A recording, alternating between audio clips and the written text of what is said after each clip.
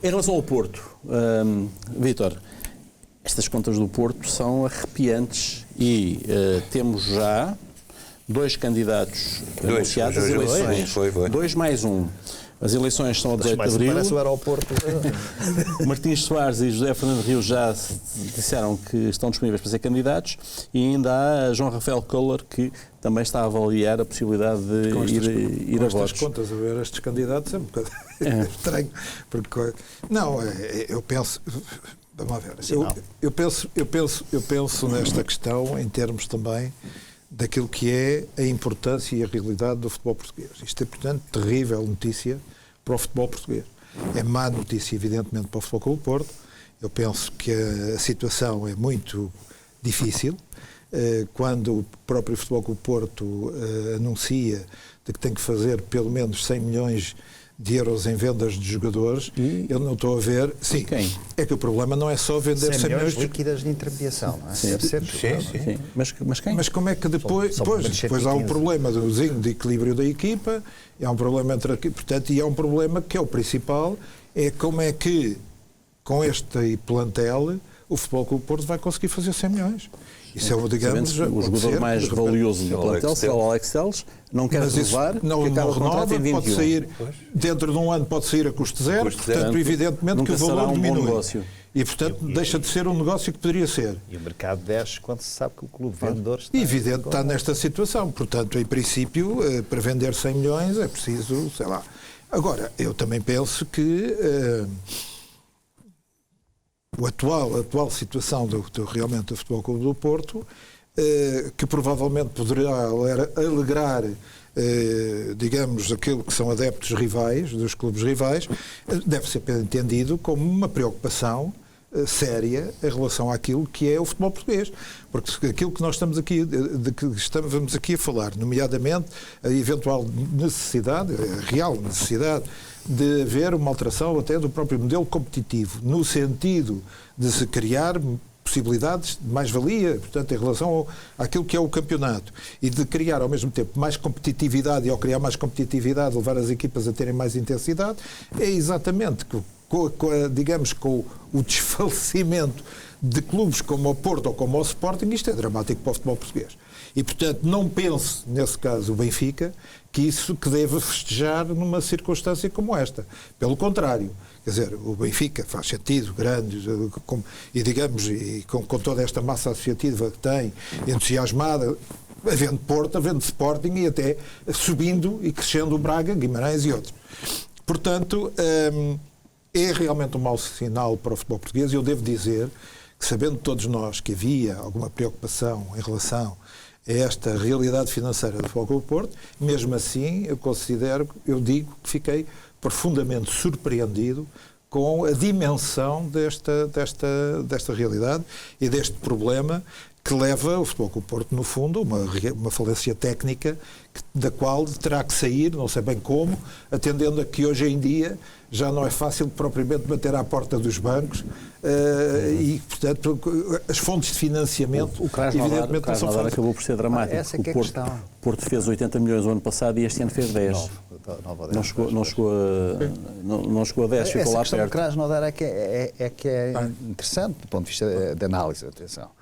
De facto, o Porto teve, que eu me lembro, nos últimos 30 anos, a pior época europeia, não é? Porque é dominado por um clube, enfim, muito menos valioso que é o Krasnodar, e tem depois uma competição na Liga Europa muito fraca também.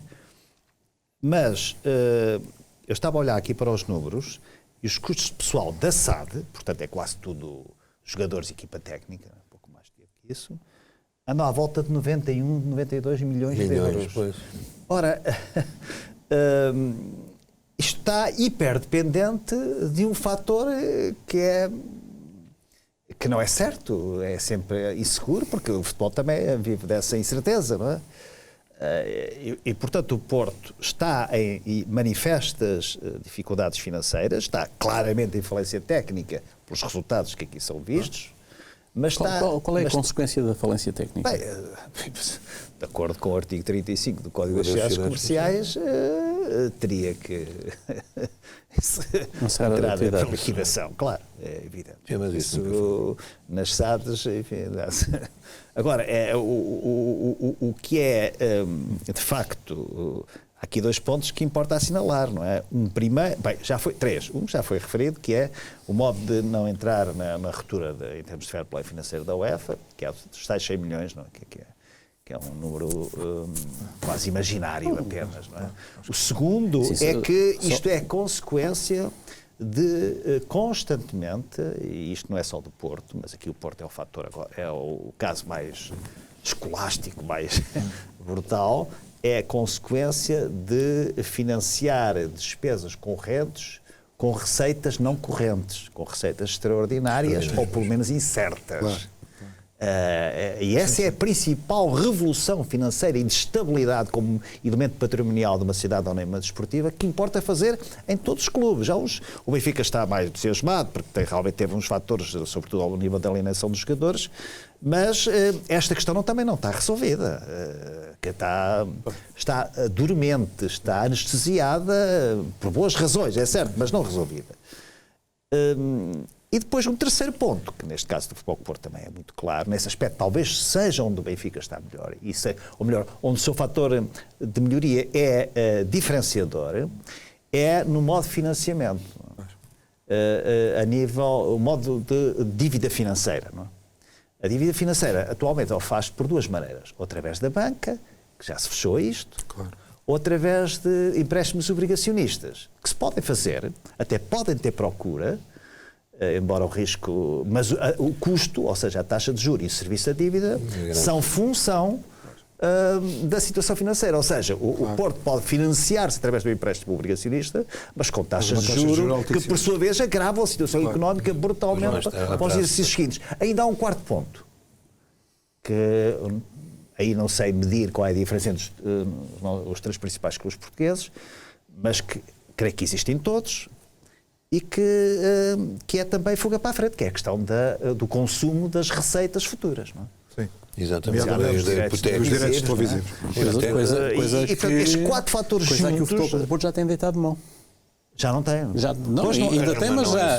Mas isso eu não sei. Já vai uns anos à frente, já deve ir para é abstrato, porque também não sei, não é? Por isso é que eu há bocado falava... Depois, vai-se ver, eu estou a referir ao Porto, porque é o que está aqui em causa, não é? Depois os jogadores custou sempre mais do que nos dizem, não é? Exatamente. O Zé Luís custou 12 milhões. 10 milhões. 12, não, com o custo final. Não, o custo final, 12 milhões, exatamente. Com a intermediação. O Nakajima, quase 12 milhões por 50%. Reparem bem, o Marcano, que foi vendido a preço zero, entre aspas, não é? Sim, para voltar ao Futebol do Porto, passado um ano, custou 4,4 milhões. Pois há aqui coisas.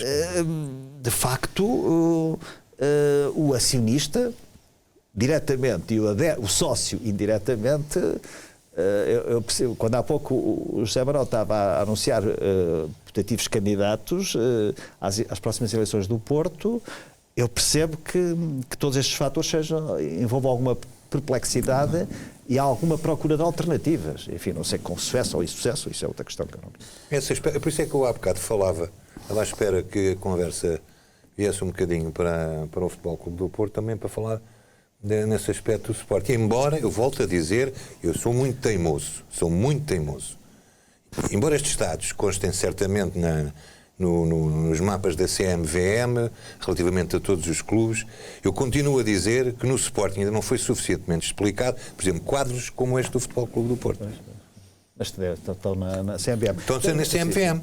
Deixa-me só uma coisa que não sei se viram, eu passei os olhos, não pude ver muito na CMVM, no site, mas a auditora Ernst & Young, a certa altura do seu curto relatório, tem esta frase: é manifesta a dificuldade do grupo em manter-se em atividade. Um auditor dizer que é a dificuldade do grupo manter-se em atividade é complicado. É uma bomba. Se isto fosse tudo a sério. Mas nós, no fundo, andamos sempre na ilusão e na roda mágica. Não é? Isto, para um auditor dizer isto, um auditor que, por sua vez, é pago para o seu serviço, pela entidade que está a auditar, que isso é um aspecto que eu nunca percebi, mas é outra questão, né? Que retira alguma independência. Para dizer isto é porque isto é apenas uma. Ainda por cima com a agravante, não é? Mas é o mínimo que pode dizer. Ainda por cima com a agravante daqueles sintomas conhecidos na TAP, não é? Em que os administradores se ofereceram a si próprios excelentes prémios por se calhar o Miguel Sousa Tavares é capaz de ter razão. Acho que tinha sido de bom senso, numa circunstância destas, pelo menos terem, eu diria, o bom senso, para não dizer a exemplaridade. Uma exemplaridade ética, de dizerem, nestas circunstâncias, evidentemente que nós não nos vamos pagar através de prémios, basta, portanto, aquilo que nós oferimos, portanto, e que está estipulado. Aliás, visto de fora, que é o meu caso, mas também ética não estudei profundamente isto, vejo e passo os vistos de olhos pelos relatórios dos 3 clubes, lá abaixo do Benfica, como é óbvio, mas, sinceramente, digo com toda a honestidade intelectual, é-me difícil entender este ponto a que chegou ao Porto, apesar dos muitos erros que certamente foram cometidos, que nós podemos dizer uma série deles, como podemos dizer em qualquer clube, mas também tendo presente que o Porto teve durante muito tempo a hegemonia do futebol português. Teve excelentes carreiras, até vencedoras em algumas situações, na Europa. Vendeu jogadores, o Falcão, o Jackson Martínez. O Zé Manuel falou hoje nas equipas. O Militão, 50 milhões.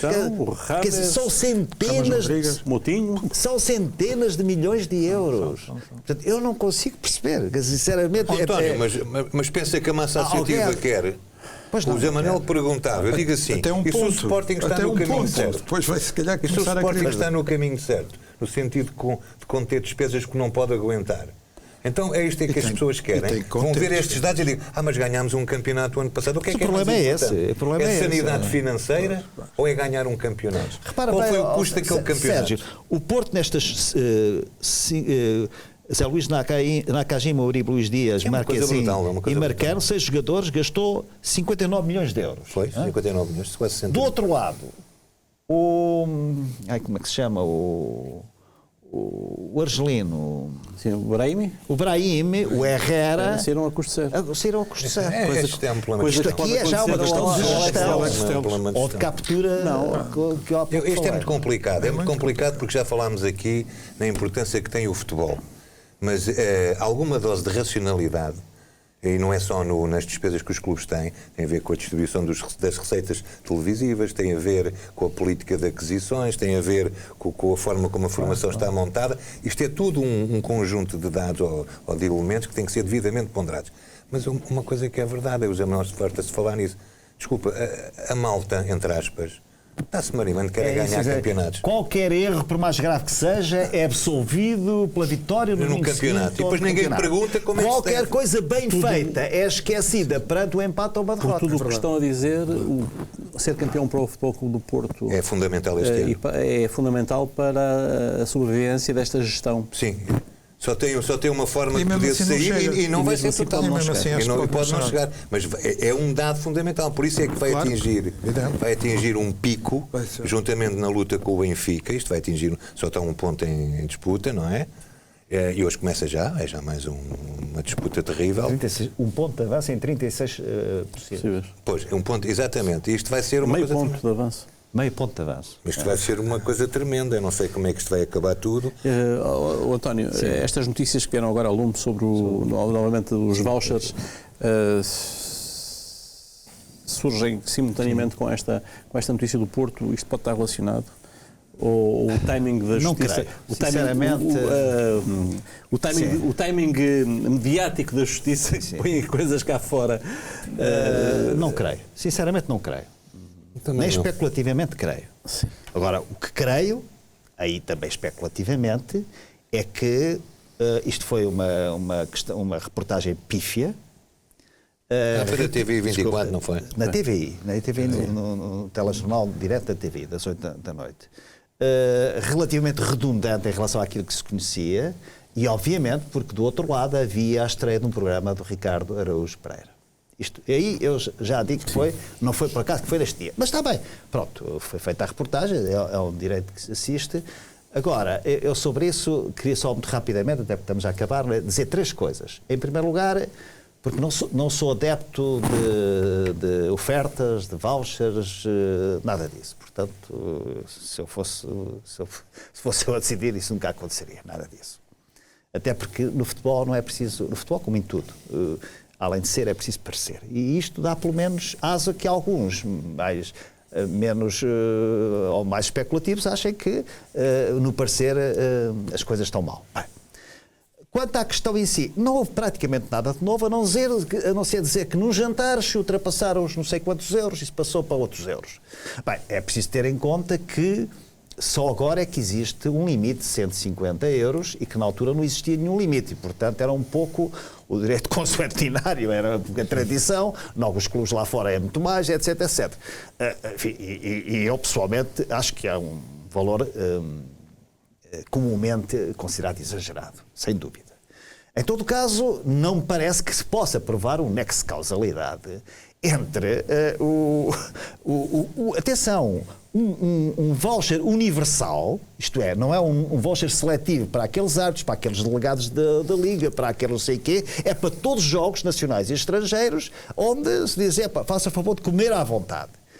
Portanto, isso, quando se quer corromper alguém, a corrupção tem uma regra, julgo eu, é seletiva, tem um alvo, não é propriamente o universo todo. Mas, sobretudo, eu acho que pouco adiantou a notícia. Diga? E normalmente não é pública. Pois, normalmente não é pública, exatamente. Isso é também uma boa questão. Normalmente não é pública. Esta era às claras, não é? Mas, repare, não há nexo de causalidade que se prove, até porque se provar... Quer dizer, eram todos jogos, em que circunstâncias. Portanto, acho que foi... Mas isso, António, isto foi bater... deixar... já agora... deixar para investir. Mas eu tenho exato, uma posição... Mas ao nível investiguem. Sim, mas ao nível desportivo, foi às mais altas instâncias... Eu me choca mais. A UEFA e tudo está resolvido. Foi ativado e também cá na Justiça Desportiva. Zé Manuel, a mim choca mais nesta questão do Benfica. Não é tanto isto, porque aqui tenho uma posição que é para o Benfica, para o Sporting, para o Porto, é para toda a gente. Investigue-se, apure-se e extraiam-se responsabilidades. Sérgio, estamos a ver meio minuto. Eu queria só saber aqui a sua opinião telegráfica sobre o anúncio da candidatura de Bruno de Carvalho. Quem? Eu só me pronuncio sobre sócios do Sporting, desculpa. Bruno de Carvalho não é sócio do Sporting. Portanto, eu não me pronuncio. Claro. Tão simples quanto isso. Só me preocupo com associados do Sporting. Os associados do Sporting disseram, de uma forma inequívoca, que um determinado cidadão devia ser expulso de sócio do Sporting. Foi expulso, deixou de ser sócio, não falo mais nele. Muito bem, e é com esta declaração que nós chegamos ao fim do nosso programa. Agradeço, isto passa muito depressa, não é? Pois passa. Mas é assim, nós voltamos na próxima segunda-feira com a Tribuna de Honra. Tenha uma boa semana.